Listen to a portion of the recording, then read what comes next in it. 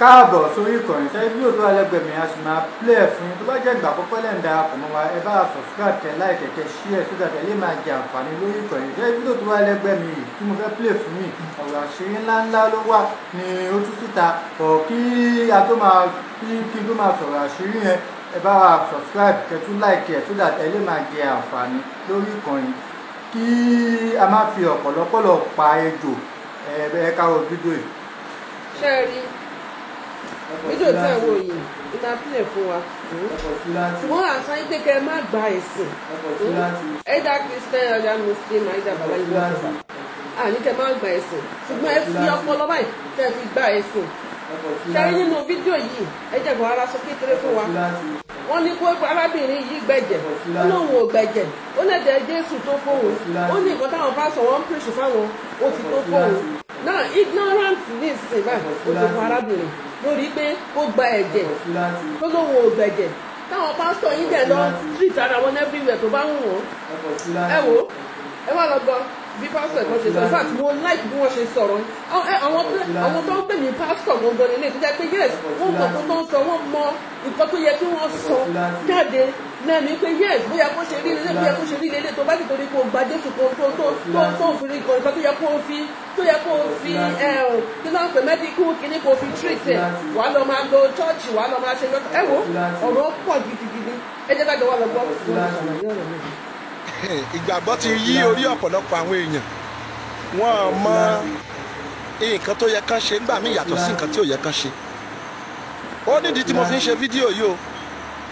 obìnrin kan kú ó kú torí pé nǹkan kan ń ṣe ó ní àìsàn kan mi ò mọ bó ṣe ń pe medical àìsàn I don't know the name of the actual disease tó ń ṣe obìnrin yẹn the particular ailment I didn't know it I don't know it but wọ́n sọ fún obìnrin yẹn pé ó máa gbẹ̀jẹ̀ obìnrin yẹn dẹ̀ refuse ó ní ṣọ́ọ̀ṣì wọn ni wọn kì í gba ẹ̀jẹ̀ ó dẹ̀ kọ̀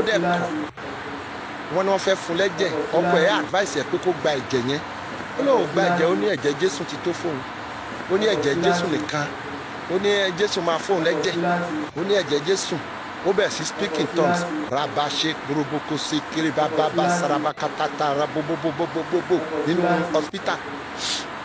ó speaking tongues for almost 2 hours ẹ̀jẹ̀ ò wá o òru ọjọ́ yẹn ọ̀rọ̀ tí mò ń sọ kò tí ì pẹ́ ló kú o a sọ pé Jésù ò lè fún yàn lẹ́jẹ̀ o I'm not disputing that Jesus cannot work out that miracle pé kí ẹ̀jẹ̀ kó padà ṣùgbọ́n mo fẹ́ kó yé yín ẹ má jẹ́ kí ìgbàgbọ́ yìí wọ̀ yín lórí jù ẹ má jẹ́ ó wọ̀ yín lórí ju àwọn tó fún wa ní ìgbàgbọ́ lọ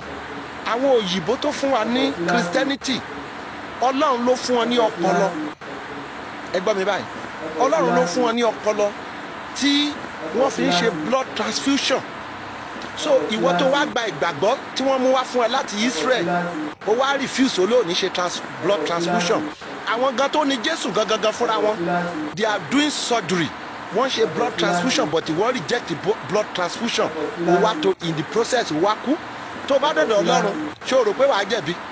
ṣé o rò pé wàá jàre wàá jẹ̀bi dọ̀dọ̀ Ọlọ́run ni torí àgọ̀ ló pa ẹ́ ó ní ṣọ́ọ̀ṣì yín wọ́n ti advice pé ẹ gbọ́dọ̀ ṣe blood transfusion ẹjọ́ ẹjẹ́ àgbà Christianity ẹjẹ́ àgbà pẹ̀lú ọpọlọ wa okay another obìnrin náà ó tún wà ní labour room ó refuse ó ní òun ní jẹ́ ṣe CS fóun ó ní torí òun fẹ́ bímọ bí obìnrin ebéèrú ó lóun fẹ́ bí ó ní bíbélì òun sọ fóun pé òun ó bímọ wẹ́rẹ́ bíi tàwọn obìnrin ebéèrú ó push wọ́n ní kò ní sáfíìsì wọ́n dé advice pé kàn ṣe CS ó kọ̀ ó ní rọ́ òun máa bímọ bí obìnrin ebéèrú ìyẹn tiẹ̀ ń jẹ́ kí n wọ́ọ̀ṣì tọ́ǹgì mi kí n mọ nǹkan tí mo fẹ́ sọ ǹjẹ́ ẹ mọ̀ pé ó ní Ọlọ́run ẹnìkan pé ó ti sọ pé ó ní Ọlọ́run bàbá òun kan ṣọ́ọ̀ṣì tó ń lọ ó ló ti sọ pé òun máa bímọ bíi obìnrin ebéèrú kò bímọ ó rọbí fún 3 days by the time tó máa consent sí CS láti ṣe CS ó ti rẹ̀ ó ti ṣe kíni ó ti rẹ̀ ó ti push ó ti rẹ̀ at the end of the day wọ́n rọ́ ọmọ gbé jáde but ìyá kú ṣé rí pé àgọ̀ ló pa wọ́n rí ọmọ save ní last minute bọ̀ ìyá yẹn ó ti rẹ̀ beyond normal wọ́n fún oxygen wọ́n fún gbogbo ẹ̀ síbẹ̀síbẹ̀ ó pàpà kú. ǹjẹ́ ẹ mọ̀ pé ẹ jẹ́ sọ kinní kan fún yín mo láìkí bàbá Táíwò Òjó yìí this prophet Táíwò Òjó mo láìkí ẹ̀ fún kinní kan. ǹjẹ́ o mọ̀ pé Táíwò Òjó tó wò ẹ́ tí ó gbàdúrà fún ogun ìdílé kan ogun kinní kan ogun gbá kan wàá bímọ láyọ̀ wàá ṣe kinní kan ìyàwó tiẹ̀ Táíwò Òjó reported that his own wife gave birth by CS ẹ lọ wo channel yẹn Táíwò Òjó sọ fúnra ẹ̀ ó fẹ́ inú ara ẹ̀ sọ pé ìyàwó tòun ó bímọ by CS ó sọ tó bá dispute ẹ̀ máa post yẹn Táíwò Òjó yẹn ló dẹ̀ ń wò prophet Táíwò Òjó yẹn ló ń wò tó fi sọ pé o ò ní jẹ́ kán ṣe CS fún ẹ o ti wo Táíwò Òjó o ti ṣe kinní kan Táíwò Òjó ti gbàdúrà fún ẹ Ọlọ́run má jẹ́ kí àgọ́ pa ẹ́ Ọlọ́run má jẹ́ kí àgọ́ pa ẹ́ ẹni tó ń wò tó ń gbàdúrà ìyàwó pásọ̀ ẹ bímọ by CS ìwọ ń reject CS o ń reject CS in the process o wá sọ ẹ̀mí ara ẹ̀ dànù torí pé o sọ pé o fẹ́ bímọ gẹ́gẹ́ bí obìnrin ebéèrú ìwé táwa Yorùbá àwa Nàìjíríà tá a fi gba ìgbàgbọ́ yìí kọ́lọ̀ ń ṣàánú wa ni ẹlòmíì ìgbàgbọ́ ti yí orí ẹ̀ ó ti sọ di dìdìrì kò mọ nǹkan tó ń ṣe mọ́ tẹ́jọ́ bá ṣọ́ ẹ kò sádúrà tó lè gbà tó bá lọ sọ́spítà àbí àwọn tó mọ nǹkan ẹ̀ kàn pè jáde kàn pè oró òjò yẹn kàn pè jáde my sister my brother wà á kú dànù tó bá lọ gba anti poison or whatever tó ń pè kíní yẹn anti venom injection tó o bá lọ gbà you die ẹ jẹ́ nǹkan tí mo ń tà láti sọ nu fídíò yìí ni pé ẹ jọ̀ọ́ ọ̀tọ̀ ní nǹkan tá à ń pè Jésù sí Jésù ti fún àwọn kan ní ọpọlọ láti ṣe àwọn nǹkan kan tó yẹ pé àfi ní máa yọ ọ́n lẹ́nu too much when you have spiritual problem o lọ́kọ̀ ọ̀run o ní bad luck o ní ill luck àwọn ayé òkè rántí ẹ àwọn yẹn nǹkan tó ń gbàdúrà sí ni ṣùgbọ́n tó o bá láìsàn jọ my brother lọ sí hospital kó take medication ẹ má jẹ́ kí ìgbàgbọ́ ẹ má jẹ́ kó yí orí yín débi pé ẹ kàn máa sọ ẹ̀mí dànù ìjọ mọ̀ pé brọ́dà mi kan ẹ jẹ́ kí n sọ kí ní ẹ̀ ní bílífù mi pásítọ̀ yẹn wà ní Ògùdù nígbà yẹn lọ́hùn pásítọ̀ yẹn wà lógùdù ẹ̀gbọ́n mi yẹn wọ́n ṣùtì ẹ̀ lẹ́sẹ̀ wọ́n ṣùtì ẹ̀ lẹ́sẹ̀ ìjọ mọ̀ pé wọ́n dẹ̀ gbé ẹ̀gbọ́n mi yẹn ní ọdún yìí tí mo sọ ẹ ti jìnnà gan o wọ́n dẹ̀ gbé lọ sí instead kan gbé lọ sí hospital fún proper medication kan yọ bullet tó wà nú ẹsẹ̀ yẹn àwọn ọmọ court kan dáná shoot yẹ mi ò mọ circumstances yẹn wọ́n dẹ̀ lọ gbé sínú ṣọ́ọ̀ṣì a whole multi-millionaire wọ́n lọ dè mọ́nú ṣọ́ọ̀ṣì in the process yẹn ni ẹ̀ dẹ̀ kú síbẹ̀ lọ́dún yẹn lọ́hùn àjọlọ́ṣùkú ẹ̀ ní ignorance ṣọ́ọ̀ṣì pa wọ́n. You understand me? Please, my brother. Tó bá ti gba ọ̀rọ̀ medical lọ. Gbogbo àwọn pásítọ̀ tó ń wò yẹn títorí bàbá Adébóyè dórí gbogbo wọn tó máa sọ fún yín pé ẹ má lo oògùn. God will have faith. Gbogbo wọn náà ní special doctor, wọ́n ní specialist tó ń treat wọn. Gbogbo wọn náà ní one or two things tó ń nurse tó jẹ́ ailment tó jẹ́ àìsàn lágọ̀ọ́ ara wọn. Wọ́n dẹ̀ ní specialist tó ń treat wọn. Má para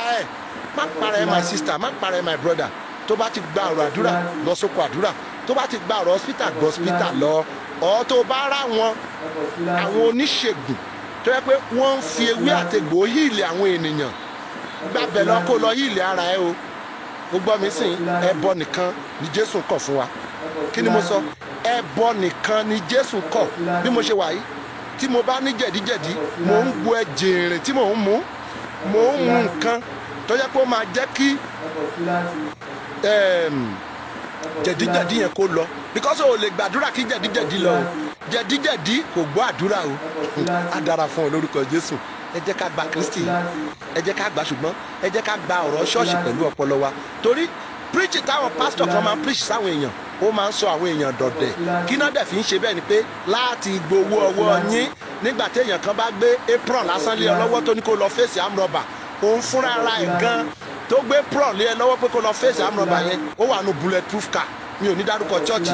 èèyàn gbé apron lásán wọ́n gbé apron lé ẹ lọ́wọ́ apron tí wọ́n wọ̀ wọ́n sọ pé go and face an armed robber tell him who are you. I am a shusi. I am kinikan. I am anointed. You have not been anointed. Hey, bullet are for real dànù. If you are not careful, jọ má jẹ́ kí wọ́n fi àgọ̀ Christianity pa ẹ́ àdàrà fún ẹ lórúkọ Jésù. God bless you. God bless you. God bless you. Jẹ́ kọ́pọ̀lọ́ ẹ jẹ́ kó ṣiṣẹ́ àdàrà fún ẹ.